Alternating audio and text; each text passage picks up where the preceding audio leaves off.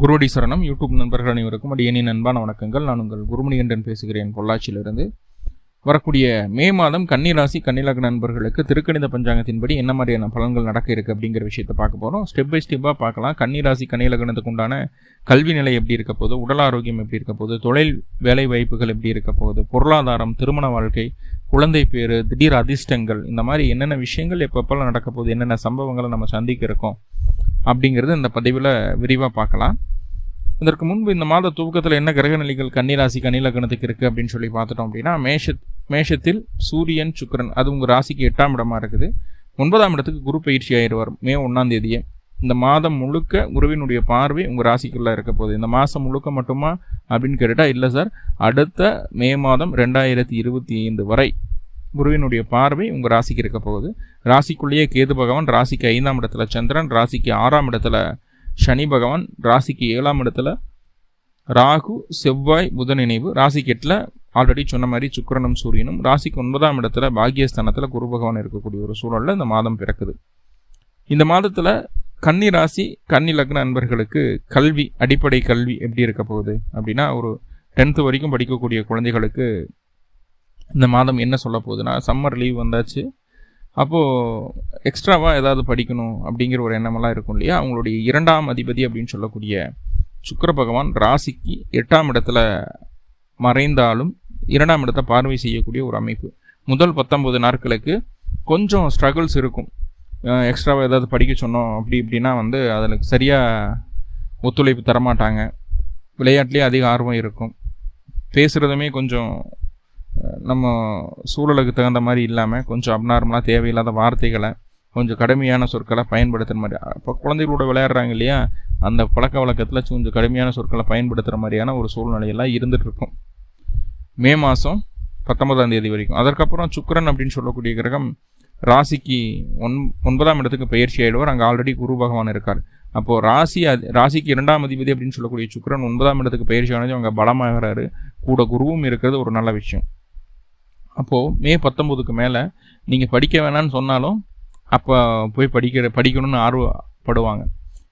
கூட இருக்கிற குழந்தைங்களாம் படிக்கணுங்கிட்ட நானும் படிக்கணும், நானும் அதை தெரிஞ்சுக்கணும் அப்படிங்கிற மாதிரி. கொஞ்சம் வயது ஒரு 7வது 8வதுக்கு மேலே இருந்ததுன்னா பசங்க கூட மீட் பண்ணுறதுக்கு சான்ஸ் கிடைக்கும், அதுக்காக போய் படிக்கலாம் அப்படின்ற ஒரு இன்டென்ட்டில் தான் போவாங்க. ஆனால் அங்கே போய் நல்லா படிச்சுக்கிடுவாங்க. அப்போ ஏதாவது கோர்சஸ் எல்லாம் புதுசாக ஜாயின் பண்ணுற மாதிரி இருந்ததுன்னா மாத இறுதியில் அதுக்குண்டான வேலைகளை செய்யுங்க. இல்லை ஒரு 1 month கோர்ஸாக இருந்ததுன்னா முன்னாடியே ஜாயின் பண்ணுங்கள். கடைசி ரிசல்ட் நல்லாயிருக்கும் கன்னிராசி கன்னிலக்னத்திற்கு அப்படிங்கிற ஒரு சூழல் இருக்குது. அடிப்படை படிக்கக்கூடிய நபர்களுக்கு இதை உயர்நிலை படிக்கிறாங்க, ஒரு காலேஜ் முடிச்சுட்டாங்க, இல்லை காலேஜ் படிச்சுட்டு இருக்காங்க, இல்லை அதில் எக்ஸ்ட்ராவாக ஒரு ப்ரோக்ராமிங் லாங்குவேஜ் ஏதாவது படிக்கணும், ஒரு டிசைனிங் படிக்கணும், ஒரு பியூட்டிஷியனாக அதில் சின்ன சின்ன கோர்சஸ்லாம் இருக்கு இல்லையா, அந்த மாதிரி ஏதாவது படிக்கணும், அந்த மாதிரி ஒரு சூழல் இருக்குது. ஒரு 18 வயசு 17 வயசு இருக்கக்கூடிய நபர்கள், ஒரு 25 26 வயசு இருக்கக்கூடிய அந்த 7-8 வயது இடையில் இருக்கக்கூடிய நபர்களுக்கு எப்படி இருக்க போகுது அப்படின்னா, அவர்களுக்கும் ரொம்பவே நல்லா இருக்குது. என்ன, இடத்த விட்டு மாறி போய் இருந்து தங்கி படிக்கிற மாதிரி இருக்கும், இல்லை வெகு தூரம் சென்று படிச்சுட்டு வர்ற மாதிரி இருக்கும். அவ்வளோதானே தவிர அங்கேயும் படிப்பு சம்மந்தமான விஷயங்களில் எந்த குறையும் இல்லை. 4ஆம் அதிபதி அப்படின்னு சொல்லக்கூடிய குரு 9ஆம் இடத்துக்கு போய் உட்காரக்கூடிய ஒரு சூழல், இது ஒரு நல்ல விஷயம். குரு கூட அடுத்து வரக்கூடிய 9ஆம் அதிபதியான சுக்கிரனும் தான் இணைய போகிறார் கடைசியில், மாத கடைசியில். அப்படிங்கும்போது குருச்சுக்கரன் நினைவு 9ல் இருக்குது. 4ஆம் அதிபதி கூட 9 கூட சேர்றது அப்படிங்கிறது நல்ல ஒரு யோகமான ஒரு செயல்பாடுகள் தான். அப்போ படிப்பை பொறுத்தளவுக்கு நல்ல ஒரு அமைப்பு தான் இருக்குது. உடல் ஆரோக்கியம் எப்படி இருக்கு சார் இருக்குது அப்படின்னா, வயது முதிர்ந்த பெரியவர்களுக்கு உடல் ஆரோக்கியம் அப்படிங்கிறது இதற்கு முன்பு ரொம்ப மோசமாக இருந்தது அப்படின்னு தான் சொல்லணும். படிப்படியாக அந்த பிரச்சனைகள் இருந்து படிப்படியாக நிவர்த்தி அப்படிங்கிறது கிடைக்கிறதுக்குன்னு ஒரு அமைப்புகளை சொல்லுது. ஏன்னா ராசிக்கு 6ஆம் இடத்துல நோய் அப்படின்னு சொல்லக்கூடிய ஸ்தானத்தில் சனி பகவான் வலுவாக இருந்தாலும் போன மாதத்துலாம் செவ்வாய் அந்த சனியோட சேர்ந்து இருக்கக்கூடிய ஒரு சூழல் இருந்தது. அந்த செவ்வாய் சனி இணைவு அப்படிங்கிறது இருக்கக்கூடிய நோயை தொந்தரவுகளை அதிகப்படுத்தக்கூடிய ஒரு அமைப்பாக தான் இருந்தது. கூட பத்தாக்குறைக்கு ஆரோக்கியம் அப்படின்னு சொல்லக்கூடிய 4ஆம் அதிபதி கூட 8ல் போய் மறைஞ்சிருக்கக்கூடிய ஒரு சூழலில் எனது தின்னா புத்தந்திலையும் அப்படின்னு சொல்லி போட்டு எல்லா விதமான வைத்தியங்களையும் பார்த்துட்டு இருந்த காலமெல்லாம் போயிடுச்சு. ஸோ அந்த மாதிரியான ஒரு சூழ்நிலை இருந்தது. அதையும் தாண்டி வரக்கூடிய ஒரு அமைப்பு தான் இருக்குது அப்படிங்கிறது சொல்லுது. அந்த செவ்வாய் அப்படின்னு சொல்லக்கூடிய கிரகம் ராசிக்கு 7ஆம் இடத்துக்கு பயிற்சி ஆயிடுவார். அப்போ 6ஆம் இடத்துல சனி மட்டும் இருக்கக்கூடிய ஒரு அமைப்பு, பலமாக இருக்கிறார். அப்படிங்கும்போது நோய் இருக்கும், ஆனால் அது சீரான வேகத்தில் இருக்கும், நம்மளால் கண்ட்ரோல் பண்ண முடியும். அது இயல்பான ஒரு அமைப்பில் தான் இருக்கும். ஒன்றும் பயப்பட வேண்டிய அவசியம் இல்லை அப்படிங்கிறத சொல்லுது. கூடவே அந்த குரு பகவான் அப்படின்னு சொல்லக்கூடிய கிரகம் 4ஆம் அதிபதியாகி அவர் 9ஆம் பாவத்தில் பயிற்சியாகி உட்கார்றது அப்படிங்கிறது நோயை அடிக்கடி சின்ன சின்ன கை வைத்தியங்களால் இல்லை உணவு முறைகள்னால அந்த வரக்கூடிய நோயை அப்படியே நோயினுடைய வீரியத்தை குறைக்கிறதுக்கு உண்டான வேலைகள் எல்லாமே நடக்கும் வரக்கூடிய நாட்களில். மே 1ஆம் தேதியிலேருந்து அந்த அமைப்புகள் இருக்குது. ஸோ கவலைப்பட வேண்டாம். அந்த மாதம் உடல் ஆரோக்கியம் மேம்படும் அப்படிங்கிற ஒரு அமைப்பு தான் சொல்லுது. அடுத்ததாக பார்த்துட்டிங்கன்னா சுயதொழில் செய்யக்கூடிய நபர்களுக்கு எப்படி இருக்க போகுது. 10ஆம் இடம் அப்படிங்கிறது மீன ராசியாக வந்துடுது. மீன ராசிக்கு அதிபதி புதன் பகவான் ராசிக்கு 7ஆம் இடத்துல நீசமாயிடார். உங்களுடைய ராசி அதிபதியுமே நீசம்தான். உங்களுடைய ராசி அதிபதியும் புதன் தான். ஒரு 7ஆம் இடத்துல நீசமாகிறார். அப்படிங்கும்போது முதல் 10 நாட்களுக்கு புதன் ராசிக்கு 7ஆம் இடத்துல நீச்ச பலத்தில் தான் இருக்கிறார். முதல் 10 நாட்கள் தொழில் சம்பந்தமான எந்த விதமான முடிவுகள் எடுக்கக்கூடாது. தொழில் சம்பந்தமாக பயணங்கள் ஏதாவது மேற்கொள்ள வேண்டிய ஒரு சூழல் இருந்துன்னா அதையும் தவிர்த்திடணும். கூட்டாளிகள் மூலமாக எந்த ஒரு காரியம் நடக்கிற மாதிரி இருந்தாலும் கொஞ்சம் தள்ளி வச்சு பண்ணுறது நல்லது. 10ஆம் தேதிக்கு மேலே பார்த்துக்கலாம்ப்பா, இப்போதைக்கு காசு இல்லை, பணம் இல்லை, வேறு ஏதாவது சூழ்நிலை காரணங்களை சொல்லி கொஞ்சம் தள்ளி வைக்கிறது நல்லது. ஏன்னா அந்த முதல் 10 நாட்களுக்கு தொழில் சார்ந்த முக்கியமான முடிவுகள் எடுக்கக்கூடிய ஒரு அமைப்பாக இருந்ததுன்னா அது நம்மளுக்கு சாதகமாக அமைவதற்கு வாய்ப்புகள் இல்லை அப்படிங்கிறது சொல்லுது. ஏன்னா கூடவே செவ்வாயும் இருக்குது, ராகு இருக்குது. இப்போ அந்த புதனுக்கு எதிர்ப்பான கிரகம் அப்படிங்கிறது செவ்வாய், 2வது ராகு. முதன்மை எதிர்ப்பு சந்திரன், 2வது செவ்வாய், அதுக்கப்புறம் ராகு. ஸோ 3 பேரும் கூடி இங்கே உட்காந்துருக்காங்க 7ஆம் இடத்துல.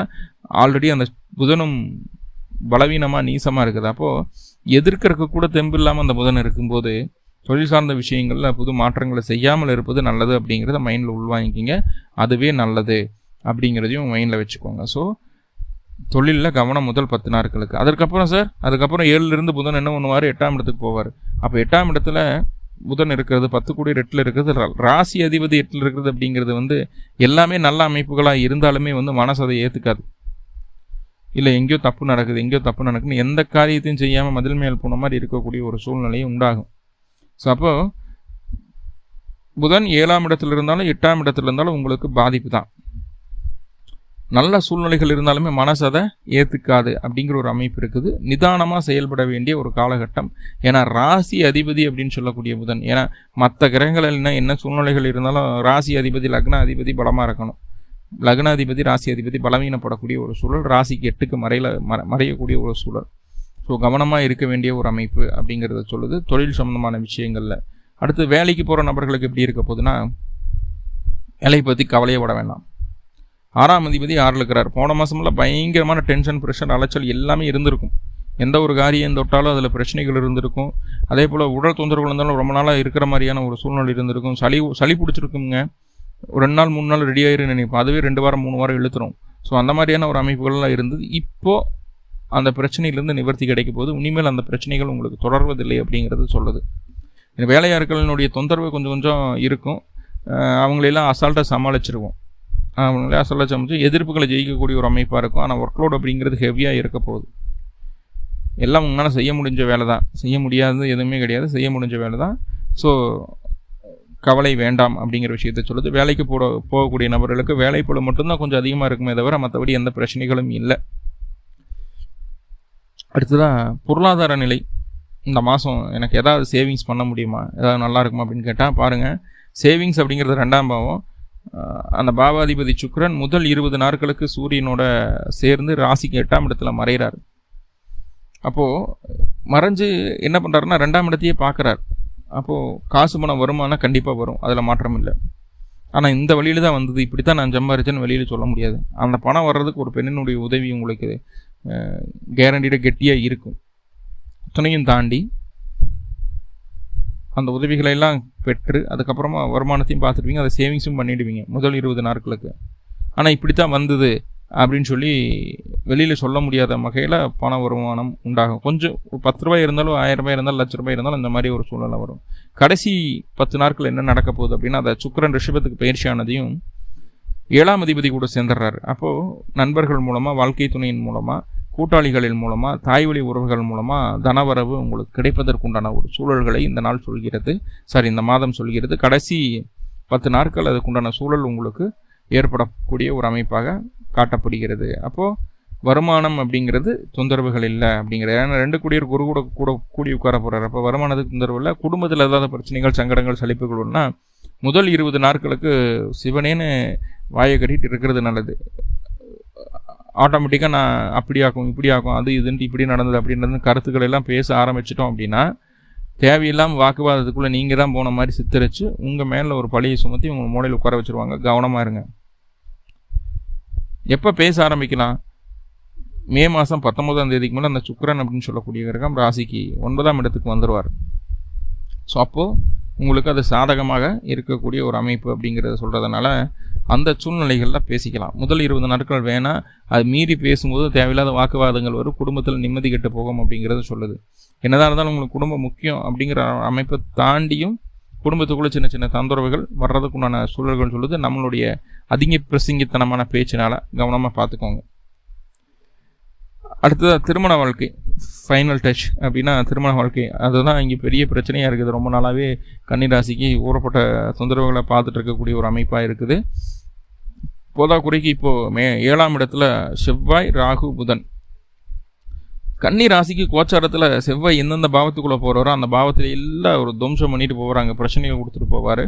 இப்போ செவ்வாய் 7ஆவது பாவத்தில் இந்த மாதம் முழுக்க இருக்கிறார். அப்போ 7ஆம் இடம் அப்படிங்கிறது கூட்டாளிகள், நண்பர்கள், வாழ்க்கை துணையை சொல்லக்கூடிய இடம், சம்பந்திதார சொல்லக்கூடிய இடம். இப்போ இந்த 4 உறவுகளுமே உங்களுக்கு எதிரியாக தெரிவாங்க, எதிர்ப்பாக தெரிவாங்க. அல்லது நீங்கள் செய்யக்கூடிய செயல் அவர்களுக்கு பிடிக்காமல் போகும், உங்களை எதிர்ப்பாக பார்ப்பார்கள், உங்களை ஒதுக்கி வைப்பார்கள். அப்படிங்கிறதுல எந்த மாற்று கருத்து கிடமில்லை. ரொம்ப அக்ரெசிவாக இருக்கணும், ஆனால் ரொம்ப பிடிவாதமாக ரொம்ப ஈகோயிஸ்டாக இருக்கக்கூடிய ஒரு சூழல் இருக்குது இந்த காலகட்டம்.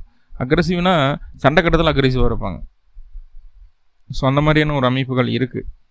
கணவன் மனைவி உறவில் ரொம்ப ரொம்ப கவனம் தேவை. தேவையில்லாத கோபத்தை, கருத்து வேற்றுமைகளை வெளியில் சொல்லாமல் இருந்துட்டு போகிறது நல்லது. நீங்கள் எப்படி சொன்னாலும் அவங்க கேட்க போகிறது கிடையாது. தலைகளாக நீங்கள் சொன்னாலும் கேட்க போகிறது கிடையாது. நம்ம சைடு ஏதோ குறை இருக்கிற மாதிரி தான் நினைப்பாங்க. ஏன்னா 7ஆம் பாவத்தில் இருக்கிறது ராகு, கூட இருக்கிறது செவ்வாய், உங்களோட ராசிக்கு 3, 8 கூடியவர். அதுமாரி ஏதாவது ட்ரை பண்ணிங்க அப்படின்னா அவங்க மூக்குடைஞ்சு தான் போய் நிற்கணும். கவனமாக இருக்கும், விட்டு கொடுத்துப்பாங்க. சரி அப்படியா ஓகே அப்படின்ட்டு அடுத்த மூவ் ஆன் பண்ணி போகிறதுக்கு உண்டான வழியை பாருங்கள். ஆனால் ராசிக்குள்ளே கேது இருக்குது. ஆனால் கேதுவனுடைய பாதிப்பு 80% குறைஞ்சிடும். குருவினுடைய பார்வை வந்ததுக்கும் கேதுவனுடைய பாதிப்பு குறைஞ்சிடும். கொஞ்சம் தெளிவு கிடைச்சிடும் மனசுக்குள்ளே. சரிங்களா? யாரும் கிடையாது, அத்தை மாமா அண்ணன் தம்பி அக்கா தங்கச்சி அப்பா அம்மா யாரும் கிடையாது. நம்மளுக்கு நம்ம தான் துணை அப்படிங்கிற ஒரு உள்ளுணர்வை, ஒரு ஸ்ட்ராங்கான ஒரு ஆத்மார்த்தமான ஒரு உண்மையை புரிய வச்சிடும் அந்த கேது, குருவினுடைய பார்வை பெற்ற கேது. ஸோ தப்பில்லை, சொந்தக்கால நிற்கிறதுக்கு உண்டான எல்லா முயற்சிகளும் எடுப்பீங்க. இப்போ நிறைய பாசிட்டிவ் பார்த்துட்டா சின்ன சின்ன நெகட்டிவும் இருக்குது. இப்போ நெகட்டிவை பாசிட்டிவாக மாற்றிக்கிறதுக்கு என்ன சார் பண்ணுறது அப்படின்னு கேட்டால், அருகில் இருக்கக்கூடிய காமாட்சி அம்மன் கோயிலுக்கு சென்று காமாட்சிக்கு 2 நல்லெண்ணெய் தீபம் போட்டு வழிபாடு பண்ணிட்டு வர்றது சிறப்பு. எப்போ பண்ணணும்னா பிறந்த கிழமை அன்றைக்கும் பிறந்த நட்சத்திரத்தன்னைக்கும் அந்த வழிபாடு பண்ணிட்டு வரணும். கண்டிப்பாக இந்த மாதம் ஒரு நல்ல மாதமாக உங்களுக்கு அமையும். மேலும் கன்னிராசி கன்னிலக்ன நண்பர்களுக்கு இந்த மே மாதம் அப்படிங்கிறது எல்லா விதமான நற்பணங்களையும் தரணும் அப்படின்னு சொல்லி எல்லாம் உள்ள பரம்பொருளை பிரார்த்தனை பண்ணிட்டு இந்த பதிவை முடிச்சுக்கிறேன். நன்றி நண்பர்களே, நன்றி. வாழ்க வளமுடன். திருச்சிற்றம்பலம்.